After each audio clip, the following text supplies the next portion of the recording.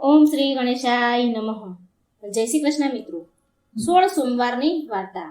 આ વ્રત શ્રાવણ માસના પહેલા સોમવારથી શરૂ કરવું અને 16 સોમવાર સુધી આ વ્રત કરી મહાદેવજીને મંદિરે જવું, ત્યાં શિવ પાર્વતીજીની પૂજા કરવી, એકટાણું કરવું અને મહાદેવજીની વાર્તા સાંભળવી. વાર્તા સાંભળતી વખતે હાથમાં ચોખા રાખવા અને હોંકારો દેવાને બદલે મહાદેવજી મહાદેવજી એમ કહેવું. શંકર અને પાર્વતીજી પોતાના મંદિરમાં બેઠા હતા અને બેઠા બેઠા ચોપાટ રમે છે. એમની રમત તપોધન બ્રાહ્મણ બેઠો બેઠો જુએ છે અને કોણ હાર્યું અને કોણ જીત્યું એ કહેવાની સૂચના શંકર પાર્વતીજીને આપી. પહેલી વાર શંકર ભગવાન રમત જીતી ગયા અને બ્રાહ્મણને પૂછ્યું કે કોણ હાર્યું અને કોણ જીત્યું. ભગવાન આપ જીત્યા અને માતાજી હાર્યા, બ્રાહ્મણ કહે. બીજી વાર પાર્વતીજીની જીત થઈને બ્રાહ્મણને પૂછ્યું કે કોણ હાર્યું કોણ જીત્યું. કોણ હાર્યું કોણ જીત્યું તો ભગવાનને કે છે, બ્રાહ્મણ કહે છે કે ભગવાન આપ જીત્યા અને માતાજી હાર્યા. ત્રીજી વખત પાર્વતીજી જીતી ગયા અને બ્રાહ્મણને પૂછ્યું કે બોલો ભાઈ, કોણ હાર્યું કોણ જીત્યું. ભગવાન આપ જીત્યા અને માતાજી હાર્યા. આ તપોધન બ્રાહ્મણ 2 વખત જૂઠું બોલ્યો, કારણ કે એને તો શંકર ભગવાનને રાજી કરવા હતા. આથી પાર્વતીજી માતા ક્રોધે ભરાયા અને બ્રાહ્મણને શ્રાપ આપ્યો. હે બ્રાહ્મણ, 3 બાજીમાંથી 2 બાજી હું જીતી ગઈ છું, છતાં તું જૂઠું બોલ્યો, એટલે મારો તને શ્રાપ છે કે તને આખા શરીરે કોઢ ફૂટી નીકળે. અને તરત બ્રાહ્મણને આખા શરીરે ત્યાં ને ત્યાં જ કોઢ ફૂટી નીકળ્યો. એટલે બ્રાહ્મણને શ્રાપ મુક્ત કરવા માટે શંકર ભગવાનને અને પાર્વતીજીને બંનેને આજીજી કરવા માંડ્યો અને માફી પણ માંગવા લાગ્યો. પણ આ શ્રાપ તો પાર્વતીજીએ આપ્યો હતો, એટલે કંઈ થઈ શક્યું નહીં. એ તો ત્યાંથી ઊભો થયો અને રડતો રડતો ચાલી નીકળ્યો. તપોધન બ્રાહ્મણ પાર્વતીજીના શ્રાપને લીધે કોઢિયો થયો. તેની સાથે સાથે અનેક દુઃખોમાં આવી પડ્યો. એક સાધુ મહારાજ આગળ બ્રાહ્મણે પોતાના દુઃખોની વિગત જણાવી અને આનો કોઈ ઉપાય બતાવવાનું કહ્યું. સાધુ મહારાજે શિવજીની ખરા મનથી શ્રદ્ધાથી તપસ્યા કરવાની સલાહ આપી. આથી બ્રાહ્મણ હિમાલયમાં કૈલાસ પર્વત પર શિવજીની તપસ્યા કરવા ચાલી નીકળ્યો. તે જતો હતો ત્યાં બદામી રંગની એક ગાય મળી. એક બ્રાહ્મણને ઊભો રાખે છે અને પૂછ્યું, હે તપોધનભાઈ, તમે કેમ રડો છો અને આમ રડતા રડતા ક્યાં જાઓ છો? આથી બ્રાહ્મણને માંડીને બધી વાત કરી. આ સાંભળી ગાય બોલી, ભાઈ, હું પણ ઘણી દુઃખી છું. મારા આંચળ દૂધથી ફાટ ફાટ થાય છે. મને કોઈ દોહતું નથી અને મારા વાછરડા મને ધાવતા પણ નથી. માટે મારા પાપનું નિવારણ પૂછતા આવજો. સારું કહીને એ તો આગળ વધ્યો. ત્યાંથી થોડેક આગળ ગયા તો એક ઘેરા બદામી રંગનો ઘોડો મળ્યો. ઘોડો પણ દુઃખી હતો. એને બ્રાહ્મણને પૂછ્યું કે હે વિપ્રદેવ, તમે આમ રડતા રડતા ક્યાં ચાલ્યા જાઓ છો? અને બ્રાહ્મણને ઘોડાને બધી માંડીને વાત કહી સંભળાવી. એટલે ઘોડો બોલ્યો, અરે ભાઈ, હું આટલો બધો રૂપાળો અને કદાવર છું, છતાં કોઈ મારી ઉપર સવારી જ કરતું નથી. તો મારા પાપનું નિવારણ પૂછતા આવજો. ભલે કહીને બ્રાહ્મણ આગળ વધ્યા. થોડેક દૂર ગયા તો રસ્તામાં એક ઘટાતાર આંબો આવ્યો. આંબા ઉપર કેરીના લૂંખાને લૂંખા બાજેલા છે. બ્રાહ્મણ થાક ખાવા માટે આંબાના ઝાડ નીચે બેઠો. આંબાના ઝાડે પણ બ્રાહ્મણને એ જ સવાલ પૂછ્યો કે હે બ્રાહ્મણ દેવ. બ્રાહ્મણ દેવે પણ જવાબ આપ્યો. ત્યારે આંબાએ કહ્યું, હે ભાઈ, મારા ઝાડ પર આવી સરસ મજાની કેરીઓ લાગેલી છે, પરંતુ માણસ એક પણ કેરી તોડીને ખાતું નથી. કોઈ પણ મારા ઝાડની કેરી તોડીને ખાતું નથી. તો મારા પાપનું નિવારણ પૂછતા આવજો. થોડીક વારમાં બ્રાહ્મણનો થાક ઉતરી ગયો, એટલે ભલે કહીને આગળ ચાલતો થયો. થોડેક દૂર ગયો ત્યાં એક તળાવ આવ્યું. આ તળાવમાં એક મગર રહેતો હતો. મગરે આવીને બ્રાહ્મણને એ જ સવાલ પૂછ્યો અને બ્રાહ્મણે પણ એનો જ જવાબ આપ્યો. ત્યારે મગરે કહ્યું, ભાઈ, હું તળાવમાં રહું છું, છતાં મારા આખા દેહમાં બળતરા થાય છે. તો મારા પાપનું નિવારણ પણ પૂછતા આવજો. ભલે કહીને બ્રાહ્મણ આગળ વધ્યો અને હિમાલયમાં કૈલાસ પર્વત ઉપર આવીને એક ઝાડની નીચે તપ કરવા બેસી ગયો. બ્રાહ્મણના તપથી મહાદેવજી પ્રસન્ન થયા અને પૂછ્યું, બોલ, તારી ઈચ્છા શું છે? ભગવાન, મને માતાજીના શ્રાપથી ઉગારો અને મારો કોઢ મટાડી દો. ભાઈ, આને માટે એક જ રસ્તો છે અને તે છે કે જો તું 16 સોમવારનું વ્રત કરે તો તારો કોઢ મટી જાય. ભગવાન, મારે આ વ્રત કેવી રીતે કરવું? જો સાંભળ, આ વ્રતની શરૂઆત શ્રાવણ માસના પહેલા સોમવારથી થાય છે અને 16 સોમવાર સુધી કરવામાં આવે છે. દર સોમવારે સવારમાં વહેલી ઉઠી નાઈ ધોઈ 4 દોરાને ભેગા કરીને થોડા થોડા અંતરે એક એક કરીને 4 ગાંઠ વાળવાની હોય છે. ત્યાર પછી એ દોરો ગળામાં પહેરી લેવાનો હોય છે. પછી મહાદેવજીના દર્શન કરવાના. દર સોમવારે એકટાણું કરવાનું. આમ શ્રાવણ, ભાદરવો, આસો અને કારતક માસનો છેલ્લો સોમવાર આવે તે 16 સોમવાર થાય ત્યાં સુધી સોમવાર કરવા. 16મા સોમવારને દિવસે 4.5 શેર ઘઉંના લોટના લાડવા બનાવવા. એમાં 1.25 શેર ઘી અને 1.25 શેર ગોળ નાખવાનો. આ જે લાડુ બન્યા હોય એના 4 ભાગ પાડવાના. આ 4 ભાગમાંથી એક ભાગના લાડુ મંદિરના પૂજારીને આપજે, બીજો ભાગ રમતા બાળકોને આપજે, ત્રીજો ભાગ ગાયોના ગોવાળને આપજે અને ચોથા ભાગનો લાડુ ભાંગીને એક ભાગ વ્રત કરનારને લેવાનો. આમ કરતા પણ જો લાડુ વધે તો એને જમીનમાં દાટી દેજે. આવી રીતે વ્રતનું ઉજવણું કરવાનું. આ વ્રત જો સાચા દિલથી શ્રદ્ધાથી રાખીને કરીશ તો જરૂર તને વ્રત ફળશે ને તારી કાયા કંચન જેવી થઈ જશે. આ કોડિયો તપોધન બ્રાહ્મણ તો શંકર ભગવાનને પગે લાગ્યો.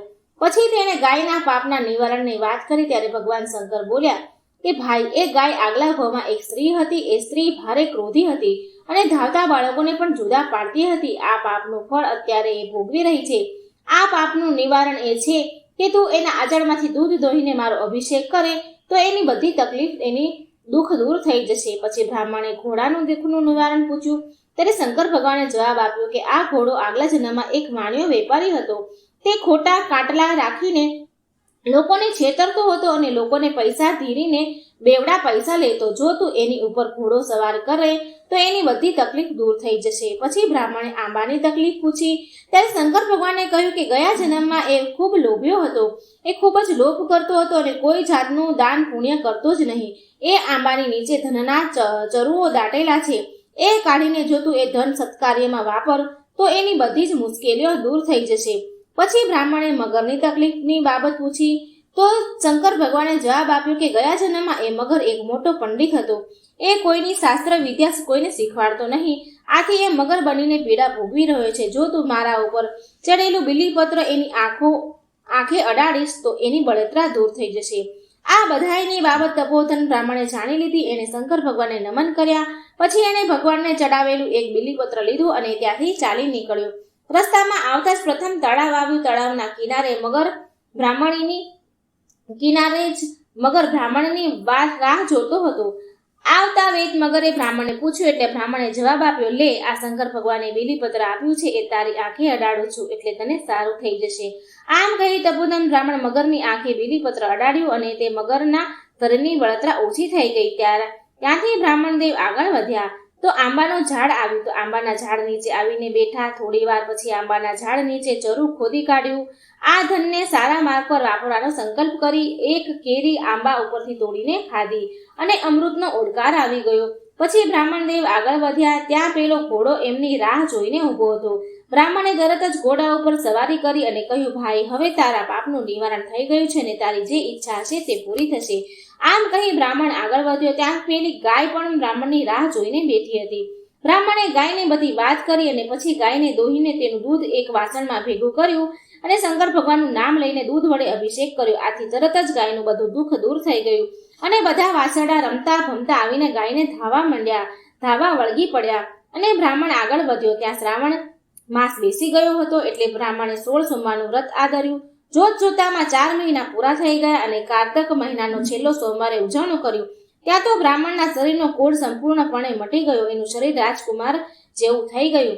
પાર્વતીજીના શાપથી મુક્ત થયેલ બ્રાહ્મણે પોતાના ગામને પાદરે આવ્યો. તે પાદરમાં જ એક બાજુ મોટો મંડપ બાંધેલો હતો. એમાં દેશ પરદેશની આવેલા રાજાઓ અને રાજકુમારો બેઠેલા હતા. આવીને બ્રાહ્મણે કોઈને પૂછ્યું કે ભાઈ, આ શું છે? આ બધી શેની ધમાલ છે? ત્યારે એણે જવાબ આપ્યો કે આપણા રાજાની કુંવરીનો આજે સ્વયંવર રચાયો છે એટલે રાજાઓ અને રાજકુમારો આવ્યા છે. એ તો મંડપની પાસે ઊભો જોતો હતો. એવામાં શણગારેલી હાથણી ફરતી ફરતી એ બ્રાહ્મણ પાસે આવી. એની સૂંઢમાં સોનાનો કળશ હતો. આમ હાથણી 3 વખત આખા મંડપમાં બધા રાજાઓ અને રાજકુમારો પાસે ફરી અને ત્રીજી વખત આ બ્રાહ્મણ પાસે આવીને એની ઉપર સોનાનો કળશ ઢોળ્યો. આથી રાજાએ પોતાની કુંવરીના લગ્ન આ બ્રાહ્મણની સાથે કરાવી આપ્યા. પહેરામણીમાં રાજાએ તો સોનું, રૂપું, હીરા, માણેક, મોતીના દાગીના, રેશમી જરીના પોશાકો, હાથી અને ઘોડા આપ્યા. બ્રાહ્મણ તો રાજકુંવરીને પોતાની પત્ની બનાવીને પોતાના ઘેર આવ્યો. આ બધું જ મહાદેવજીની કૃપાનું ફળ હતું. એવામાં રાજા મરણ પામ્યું અને આ બ્રાહ્મણ રાજા બન્યો અને તેની પત્ની રાણી બની. જોત જોતામાં કારતક માસ પૂરો થવા આવ્યો. 16મા સોમવાર આવ્યો. બ્રાહ્મણ રાજાએ 16 સોમવારનું વ્રત ફરી કર્યું અને 16મા સોમવારે ઉજવણું કર્યું. ત્યારે રાણીએ 32 જાતના પકવાન કર્યા અને બીજી ઘણી બધી વાનગીઓ પણ બનાવી. આથી રાજા રાણી ઉપર ગુસ્સે થયા, કારણ કે આ વ્રતના ઉજવણામાં બીજું તો કાંઈ ખવાય નહીં. એટલે રાજા એકલા લાડુ પોતાના ભાગના ખાઈને ઊભો થઈ ગયો. એ જ રાતે મહાદેવજી રાજાના સ્વપ્નમાં આવ્યા અને કહ્યું, હે રાજા, તારી રાણીએ તારા વ્રતમાં ભંગ પાડવાનો પ્રયત્ન કર્યો છે, માટે તું એને એક વખત દેશવટો આપી દે, એટલું એનું અભિમાન ઉતરી જશે. અને બીજે દિવસે સવારે રાજાએ રાણીને દેશવટો આપી દીધો અને પોતાના રાજ્યની બહાર તગડી મૂકી. રાણી તો ચોધાર આંસુએ રડતી હતી. રડતી રડતી એ એક ગામને પાદરે જઈ પહોંચી. ત્યાં આગળ એક ઝૂંપડીમાં એક ડોસી રેટીઓ કાઢતી હતી અને એને જોઈને રાણી એની પાસે ગઈ અને પીવા માટેના પાણીની માંગણી કરી. ડોસી ભલી હતી એટલે તેણે ઊભા થઈને પાણી આપ્યું અને રાણીનું દુઃખ એણે સાંભળ્યું એટલે ડોસીને રાણી ઉપર દયા આવી અને રાણીને પોતાની સાથે રાખી. આથી ડોસીમાના કામમાં નુકસાન થવા માંડ્યું. ડોસીના તાર વારંવાર તૂટી જતા હતા અને સૂતર પણ ઓછું કંતાતું હતું. આથી ડોસીએ તેને અપશુકન્યા ગણીને કાઢી મૂકી. રાણી ચાલતી ચાલતી એક કૂવાના કાંઠે આવી. ત્યાં એક પનીહારી પાણી ભરતી હતી અને પાણી પીવાની વિનંતી કરી. આથી એણે માટલું કૂવામાં ઉતાર્યું, પણ માટલું કૂવાની દિવાલ સાથે અથડાયું અને ભાંગી પડ્યું. આથી તેને અપશુકન્યા ગણીને પાણી પાયા વગર કાઢી મૂકી. ચાલતા ચાલતા રાણી આગળ ગઈ. ત્યાં એક સંત મહાત્માની મઢી આવી. આ સંત મહાત્માએ રાણીને આશરો આપ્યો. આ રાણીને સંત મહાત્માએ જમવા બેસાડી અને થાળીમાં ભોજન પીરસ્યું. થાળી રાણીને આપી તે તરત જ થાળીમાં જીવડા બની ગયા. સંત મહાત્માનું આનું કારણ સમજી ગયા એટલે તરત જ તેને રાણીને કહ્યું, બેટી, તું મહાદેવજીની દોષિત છે, માટે તું શંકર ભગવાનનું વ્રત કર અને એ વ્રતની સમજણ પણ પાડું તને હું. થોડા વખતમાં શ્રાવણ મહિનો આવવાનો હતો એટલે રાણીએ વ્રતની શરૂઆત કરી.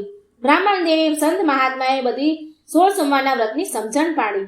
જોત જોતામાં 16 સોમવાર પૂરા થઈ ગયા અને વ્રતનું ઉજવણું કર્યું. એ જ રાતે શંકર ભગવાન બ્રાહ્મણના રાજાના સપનામાં આવ્યા અને કહ્યું, હે રાજન, તારી રાણી જંગલમાં તપ કરી રહી છે, માટે તું જઈને એને તેડી લાવ. તરત જ રાજા તેને તેડવા માટે ચાલી નીકળ્યો. તે મહાત્માને મળ્યા અને મહાત્માએ રાણીને રાજા સાથે વિદાય કરી. રાજા રાણી મહાત્માજીના આશ્રમમાંથી નીકળી ચાલતા ચાલતા જતા હતા. ત્યાં રસ્તામાં એક પનીહારી ફૂટેલા ઘડા સાથે બેઠી હતી. એને બેઠી રડતી હતી. રાણીએ એને મંત્રેલો જળ ભરેલો ઘડો આપ્યો અને મહાદેવના વ્રતનો મહિમા કહી સંભળાવ્યો. આગળ જતા ગાંગલી ઘાંચણની ઘાણી આવી, પણ એ ઘાણીમાંથી તેલ નીકળતું નહોતું. રાણીએ આ વાત જાણી અને ઘાણી ઉપર પવિત્ર જળનો છંટકાવ કર્યો એટલે તરત જ ઘાણીમાંથી તેલ નીકળવા માંડ્યું. ગાંગલી ઘાંચણ રાજી થઈ ગઈ. એને પણ રાણીએ મહાદેવજીના વ્રતનો મહિમા સમજાવ્યો. આગળ જતા રસ્તામાં માલણની એક ઝૂંપડી આવી. માલણ કરમાયેલા ફૂલનો ઢગલો લઈને બેઠી હતી અને રડતી હતી. એની વાત સાંભળીને રાણીએ એ ફૂલ ઉપર પણ મંત્રેલો પવિત્ર જળનો છંટકાવ કર્યો. આથી તરત જ બધા ફૂલ ખીલી ઉઠ્યા અને રાણી એને મહાદેવજીના વ્રતનો મહિમા સમજાવ્યો. પછી રેટીઓ કાઢતી ડોસીની ઝૂંપડીએ આવી અને પોતે રેટીઓ ફેરવીને લાંબા લાંબા તાર કાઢી બતાવ્યા. એવામાં રાજા રાણી મહેલમાં આવી પહોંચ્યા. આખા નગરને રાજમહેલના મેદાનમાં જમવા માટે તેડાવ્યું, પણ ગામમાંથી એક કુંભારની સાસુ વહુ જમવા આવ્યા નહીં. એ ભૂખ્યા હતા. રાણીએ એને તેડાવ્યા. એની પાસે રાણીએ મહાદેવજીના વ્રતની વાર્તા કહી અને સાસુએ મહાદેવજી કહી હોકારો ભણ્યો. આ ડોસી બહેરી અને આંધળી હતી. મહાદેવજીની વાર્તા પૂરી થઈ કે તરત જ આ કુંભાર ડોસી દેખતી અને સાંભળતી થઈ ગઈ. આથી રાણીએ કહ્યું, માજી, આ બધો પ્રતાપ મહાદેવજીનો છે. એમ? હા માજી, તમે આ મહાદેવજીની વાર્તા સાંભળી કે ન સાંભળી, પણ તેનું ફળ તમને મળી ગયું.